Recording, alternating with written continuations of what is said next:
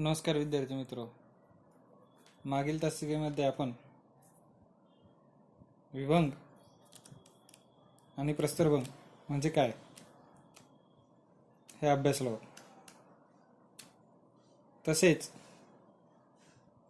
भूपृष्ठावर निर्माण करणाऱ्या हालचालींचा अभ्यास आपण पाहिलो. यामध्ये आपण मंद हालचाली आणि शीघ्र हालचाली अभ्यासलो. त्यात मंद हालचाली म्हणजे काय, मंद हालचाली निर्माण होत असताना त्या हालचाली कशा स्वरूपामध्ये कार्य करतात याचा आपण अभ्यास केला. तसेच विभंग आणि प्रस्तरभंग म्हणजे काय हेही अभ्यासलो. या प्रस्तरभंगामुळे भूपृष्ठाला विविध स्वरूपाचा आकार प्राप्त होत असलेला नाही. म्हणजेच प्रस्तरभंग प्रक्रिया होत असताना पर्वत निर्माणकारी हालचाली असलेला म्हणतो. पर्वत निर्माणकारी भूहालचालीच्या प्रस्तरभंग प्रक्रियेमुळे भूकवचातील खडकाच्या थरात बदल होऊन वैशिष्ट्यपूर्ण उठाव पृथ्वीच्या पृष्ठभागावर निर्माण होतो. या प्रस्तरभंग भागामुळे किंवा प्रस्तरभंग प्रक्रियेमुळे भूपृष्ठाला विशिष्ट स्वरूपाचा आकार प्राप्त होत असलेला. हे प्रस्तरभंग प्रक्रिया घडत असताना गटपर्वत आणि खचदरी असे भूपृष्ठाला विविध स्वरूपाचा आकार प्राप्त होत असलेला. तर यामध्ये आपण सर्वप्रथम गटपर्वत म्हणजे काय हे अभ्यासणार आहोत. भूगर्भीय क्षितिज समांतर हालचालीमुळे भूकवचातील खडकामध्ये ज्यावेळी समोरासमोर दोन जवळजवळ समांतर भेगा पडतात त्यावेळी दोन भेगाच्या दरम्यानचा भूकवचाचा भाग वर उचलला जातो. या वर उचललेल्या उंच भूभागाला गटपर्वत किंवा अवरोधी पर्वत असेही म्हणतात. या प्रकारचे पर्वत दोन भेगाच्या मधील भूभाग उंचावून किंवा भेगाच्या बाहेरील खडक खाली सरकल्यामुळे निर्माण होत असलेला. उदाहरणार्थ निलगिरी पर्वत, सातपुडा पर्वत, विंध्य पर्वत हे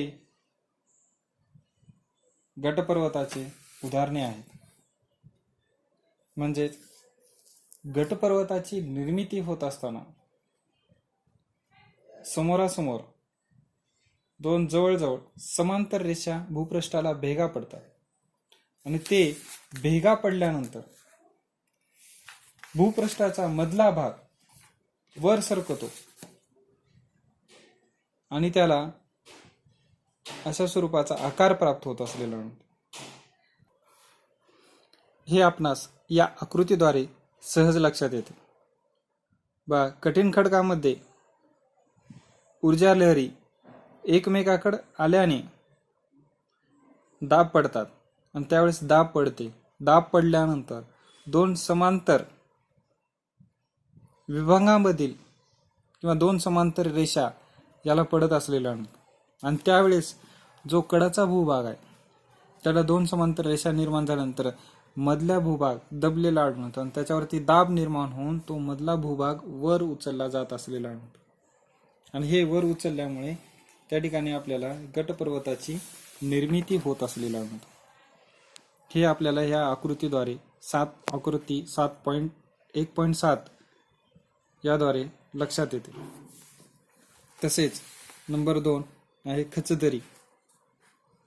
क्षितिज समांतर हालचालीमुळे भूकवचातील खडकामध्ये ज्यावेळी समोरासमोर दोन भेगा निर्माण होतात त्यावेळी दोन भेगाच्या दरम्यान असलेला भूकवचाचा भाग खाली खचतो.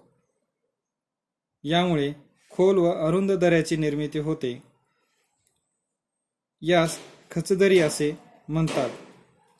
बघा विद्यार्थी मित्रांनो, हे खचदरी म्हणजे आकृती 1.8 हे आपल्याला याच्यातून लक्षात येते.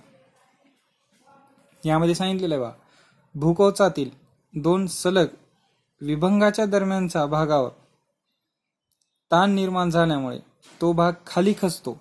ते बाण दर्शवलेलं आहे. इतर दोन त्याच्या बाजूकडील भूभाग हा जसाच तसा आहे आणि मधला भूभाग जे आहे ते खाली जात असलेला म्हणजे खाली खचलेला आढळून येतो. अशा खचलेल्या भागाला खचदरी म्हणतात. खचदरीच्या भिंती या विभंग प्रतलाच्या स्वरूपात असतात. खचदरीच्या भिंती तीव्र उताराच्या असलेल्या आढळून येतात. बहुतेक वेळा खचदरीच्या भिंती आकारभिमुख असतात. अशा स्वरूपामध्ये आपल्याला ही खचदरी आढळून येते. खचदरी निर्माण होत असताना भूपृष्ठाचा भाग खाली खचतो आणि त्यांना दऱ्याच्या स्वरूपामध्ये आकार प्राप्त होत असलेला. एवढंच नव्हे, त्या खचदरी निर्माण झाल्या असता त्याच्या दोन्ही बाजूकडील उतार हा तीव्र स्वरूपाचा असलेला आढळून येतो. यानुसारच आपल्याला जे काही प्रस्तरभंगामुळे भूपृष्ठाला विशिष्ट पूर्ण आकार प्राप्त झालेला आढळून येतो. ते आकार प्राप्त निर्माण होत असताना त्या ठिकाणी आपण गटपर्वत किंवा खचदरी म्हणून ओळखले जात असलेले म्हणतो. खचदरीचा जर अभ्यास केला तर भारतातील नर्मदा व तापी नदीचे खोरे हे खचदरीचे उत्तम उदाहरण. या नद्यांना दऱ्यांच्या स्वरूपामध्ये आकार प्राप्त झालेला आहे. त्या भूपृष्ठाच्या अंतर्गत भागामध्ये दाब किंवा ताण निर्माण होऊन त्या बाजूचा भूपृष्ठाचा भाग हा खाली खचलेला आढळून येतो आणि त्यालाच अनुसरून याच्या स्वरूपामध्ये आकार खचदरीच्या स्वरूपामध्ये आकार प्राप्त झालेला आढळून येतो. तर आतापर्यंत आपण संपूर्ण मंद हालचालीचा अभ्यास पाहिलेला आहोत. यानंतर भूपृष्ठावर कार्य करणाऱ्या शीघ्र हालचालीचा अभ्यास आपल्याला पाहावयाचा आहे. भूपृष्ठावर कार्य करणाऱ्या हालचालीपैकी मंद हालचालीचा आपण अभ्यास पाहिलो. तर आता आपण शीघ्र हालचाली म्हणजे काय हे अभ्यासूया. ज्या हालचाली भूकवचात तीव्र गतीने कार्य करतात त्या हालचालींना शीघ्र हालचाली असे म्हणतात. तसेच त्याची दुसरी व्याख्या आहे, भूपृष्ठाच्या अंतर्गत भागात ज्या हालचाली तीव्र गतीने कार्य करतात त्या हालचाली शीघ्र हालचाली असे म्हणतात. बघा, भूपृष्ठाच्या अंतर्गत भागामध्ये ज्या हालचाली तीव्र गतीने कार्य करतात, पण या हालचाली तीव्र गतीने कार्य करत असताना कमी कालावधीमध्ये ही कार्य करत असलेला म्हणतो. त्या हालचाली कमी कालावधीमध्ये कार्य करत असताना त्या भूपृष्ठावरती विध्वंसक स्वरूपाचा आकार प्राप्त होत असलेला म्हणतो किंवा पृथ्वी पृष्ठभागाचा जे काही आकस्मिक बदल होत असलेला म्हणतो. या शीघ्र हालचालीचं स्वरूप किंवा त्याचा अभ्यास करत असताना भूपृष्ठामधील बदल त्वरित किंवा लगेच होत असलेला. यामुळे शीघ्र हालचालींना विध्वंसक हालचाली म्हणून देखील ओळखले जात असलेले आढळतो. शीघ्र हालचालीचा अभ्यास करत असताना त्यामध्ये एक सांगू शकतो, अंतरंगातील या बलामुळे काही वेळेस शीघ्र हालचाली घडून येतात.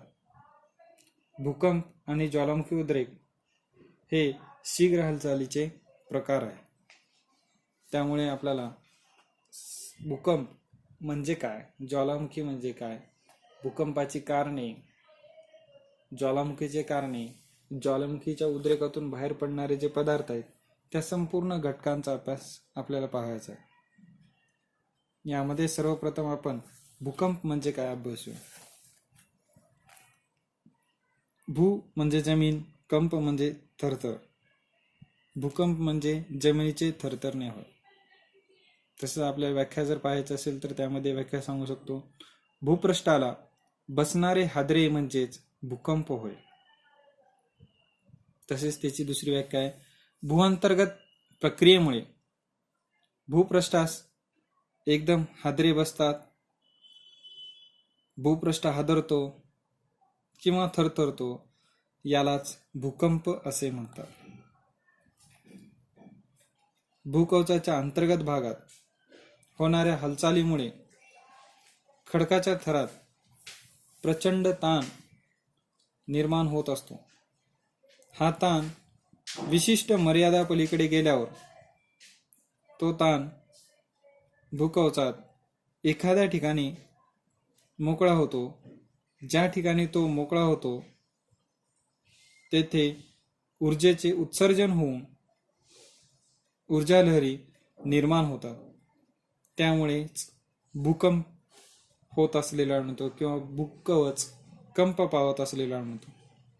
अशा स्वरूपामध्ये भूकंपाची निर्मिती होत असलेली म्हणतो. भूकवचामध्ये ज्या ज्या ठिकाणी या प्रक्रिया चालत असलेल्या म्हणतो किंवा या क्रिया घडून येत असतात त्या क्रिया त्याच्या नाभी केंद्रापासून ते भूपृष्ठ लहरीपर्यंत होत असलेल्या म्हणतो.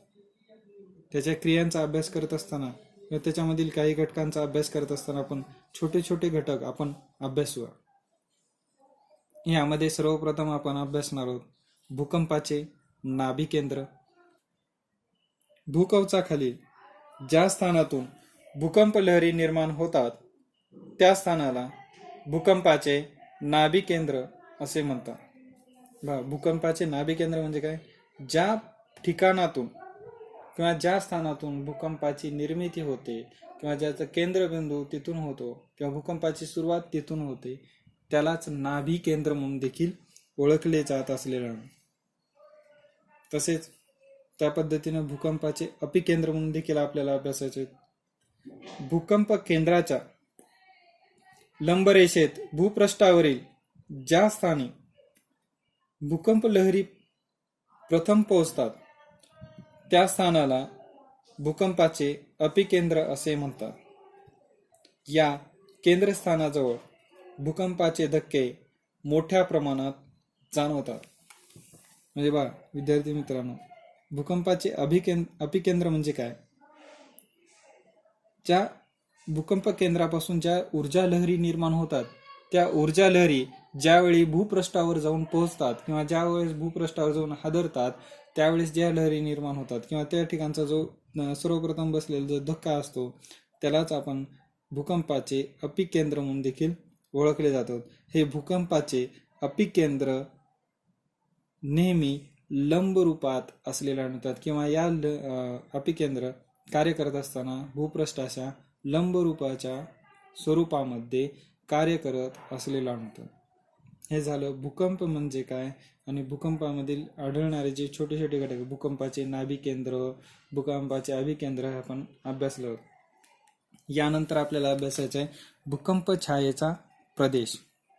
या भूकंप छायेचा प्रदेश अभ्यास करत असताना त्या भूकंप ज्यावेळी घडून येते ते नाभी केंद्रापासून ते पृथ्वी पृष्ठभागालगत ज्या ज्या लहरी कार्य करत असलेला म्हणतात त्या संपूर्ण लहरीचा किंवा भूकंप छाया प्रदेशाचा आपल्याला अभ्यास करायचा आहे. हे भूकंपाच्या निर्मितीपासून ते त्याच्या हालचालीपर्यंत किंवा भूपृष्ठालगत होणारे जे हालचाली आहेत या संपूर्ण हालचाली कशा स्वरूपामध्ये घडून येतात या सर्व घटकांचा अभ्यास आपल्याला पाहायचा आहे. म्हणूनच हे सर्व काही घटक आपल्याला समजून घ्यायचे असेल तर त्यावेळेस आपल्याला भूकंप छाया प्रदेशाचा अभ्यास करणे आवश्यक आहे. म्हणून आपण भूकंप छाया प्रदेशाचा अभ्यास करणार आहोत.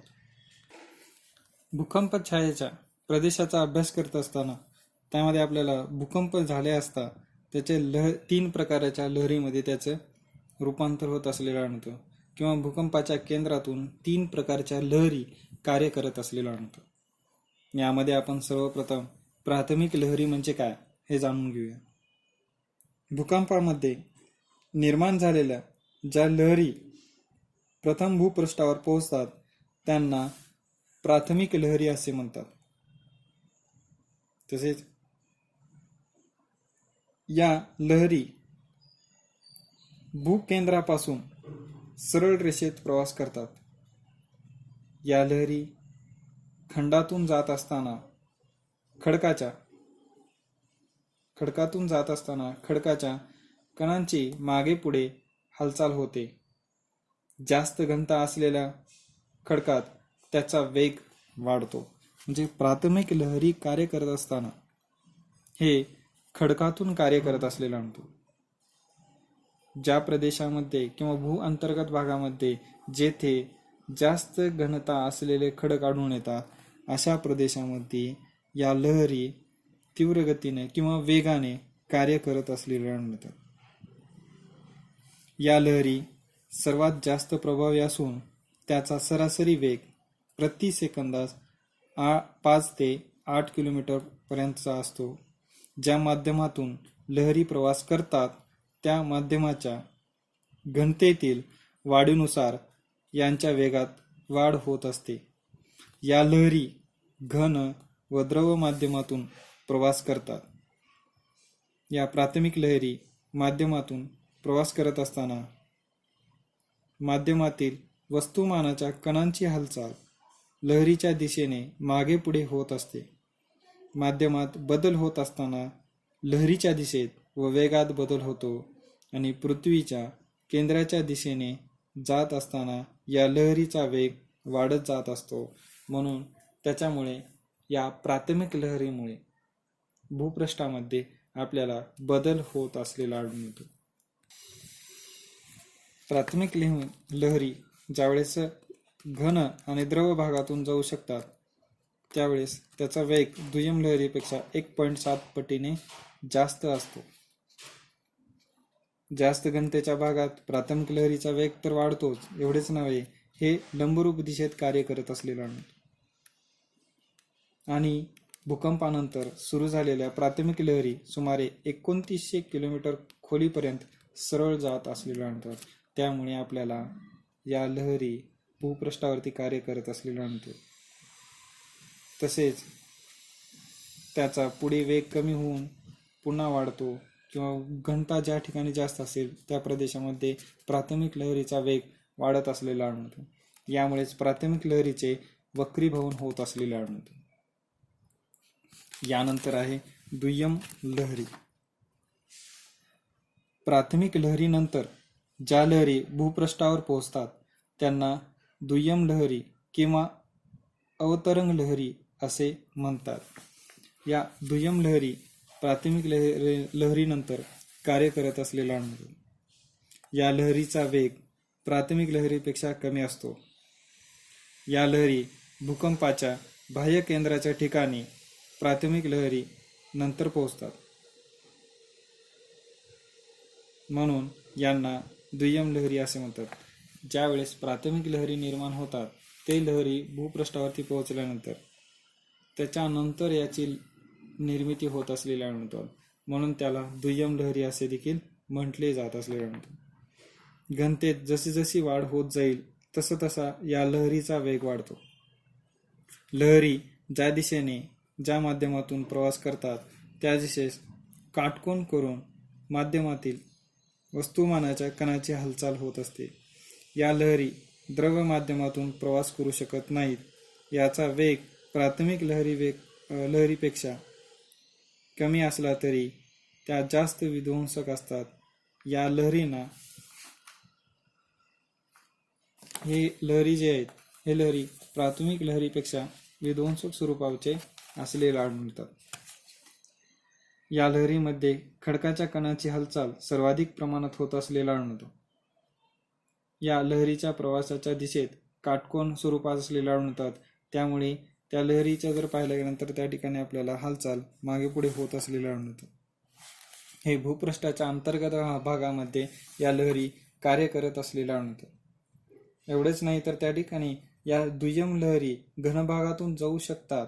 भूकंपानंतर दुय्यम लहरी 2900 किलोमीटर पर्यंत जाऊन हे लहरी परावर्तित होत असलेले आढळतात. म्हणूनच हे आपल्याला विध्वंसक स्वरूपाचे देखील असलेले आढळून येतात. यानंतर शेवटची लहरी आहे भूपृष्ठ लहरी. ज्या लहरी भूपृष्ठालगत कार्य करतात त्या लहरींना भूपृष्ठ लहरी असे म्हणतात.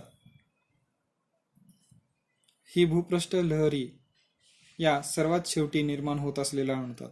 आणि या लहरी भूपृष्ठ लहरीत खडकांच्या कणांची हालचाल वर खाली होते. या लहरी भूपृष्ठालगत असल्याने सर्वात जास्त विध्वंसक स्वरूपामध्ये असलेल्या आढळतात. म्हणजेच लँड वेव्ह म्हणून देखील त्याला ओळखले जात असलेल्या आढळतात. कारण या लहरी भूपृष्ठालगत असलेल्या प्रदेशामध्ये होत असलेला अनुभव. प्राथमिक व दुय्यम लहरी भूकंपाच्या बाह्य केंद्रावर येऊन पोहोचल्यानंतर भूपृष्ठ लहरीची निर्मिती होते. या लहरी द्रव व घन भागातूनही प्रवास करतात. यांचा वेग 3.2 किलोमीटर प्रति सेकंद असतो, परंतु या अतिशय विध्वंसक स्वरूपाच्या असतात. भूपृष्ठापासून जसे जसे खोल जावे तसे तसे या लहरीचा प्रभाव कमी होत जातो. म्हणजे भूपृष्ठ लहरी हे भूपृष्ठालगतच कार्य करत असलेले आढळतात. अशा स्वरूपामध्ये आपल्याला या भूपृष्ठ लहरी कार्य करत असलेले आढळतात. ज्यावेळेस भूकंप छायेच्या प्रदेशाचा जर अभ्यास केलो तर त्यावेळेस आपल्याला या लहरीचा अभ्यास करणे अतिशय महत्त्वाचा असलेला आढळतो. प्राथमिक लहरी, दुय्यम लहरी आणि भूपृष्ठ लहरी हे भूकंप निर्माण झाल्यानंतर होणाऱ्या लहरी निर्मिती होत असलेल्या आढळतात. तसेच याचा अभ्यास करत असताना त्या ठिकाणी पी आणि एस लहरीचा भूकंप छायेच्या प्रदेश म्हणून देखील ओळखले जातात. पी म्हणजे प्रायमरी म्हणजे प्राथमिक लहरी, एस म्हणजे सेकंडरी लहरी, एल म्हणजे भूपृष्ठ लहरी म्हणजेच लँड वेव्स. या पद्धतीने आपण त्याला ओळखले जात असलेले आढळतात. हो का. यामध्ये जर सांगायचं असेल पी म्हणजे प्रायमरी, एस म्हणजे सेकंडरी, एल म्हणजे लँड वेव्ह. म्हणजे प्रायमरी वेव्स, सेकंडरी वेव्स आणि लँड वेव्स असे म्हणून त्या ठिकाणी ओळखले जात असलेले आढळतात. या भूकंप छायेच्या प्रदेशाचा अभ्यास करत असताना त्यामध्ये सांगता येईल सामान्यतः अपिकेंद्रापासून 105 अंश अंतरापर्यंत कोणत्याही ठिकाणी भूकंपाच्या नोंदी होतात. तेथे येणाऱ्या पी आणि एस लहरीची नोंद घेतली जाते. मात्र अपिकेंद्रापासून 140च्या पलीकडे असलेल्या भूकंपमापन केंद्रस्थानात येणाऱ्या केवळ पी लहरीची नोंद होते, परंतु एस लहरीची नोंद होत नाही. म्हणूनच अपिकेंद्रापासून 105 अंश ते 140 अंश दरम्यानचा प्रदेश दोन्ही प्रकारच्या लहरीसाठी भूकंप छायेचा प्रदेश म्हणून ओळखला जातो. अपिकेंद्रापासून दूर 105 अंश ते 140 अंश दरम्यान पृथ्वीभोवती पी लहरीचा भूकंप छायेचा पट्टा पाहावयास मिळतो, तर एस लहरीचा भूकंप छायेचा प्रदेश हा विस्ताराने मोठा आहे. कोणत्याही अपिकेंद्रापासून एखाद्या भूकंप छायेचा प्रदेश तुम्ही काढू शकता. अशा पद्धतीने आपण भूकंप छाया प्रदेशाचा अभ्यास पाहिलेला आहोत. यानंतरच्या तासिकेमध्ये भूकंप निर्मितीचे कारणे आणि ज्वालामुखी उद्रेकाची कारणे याचाही अभ्यास करणार आहोत. याच्या व्यतिरिक्त ज्वालामुखी म्हणजे काय आणि त्यांना अनुसरून जर पाहिल्यानंतर ज्वालामुखीतून बाहेर पडणाऱ्या पदार्थांचाही अभ्यास आपल्याला पाहायचा आहे. एवढेच नाही तर त्याच्यानंतर जरी पाहायला गेल्यानंतर त्या ठिकाणी भूकंप निर्माण होत असताना किंवा ज्वालामुखी निर्माण होत असताना त्याचे मानवनिर्मित कारणे आणि भूकंप नैसर्गिक कारणे याचाही अभ्यास आपल्याला पाहायचा आहे. धन्यवाद मित्रांनो.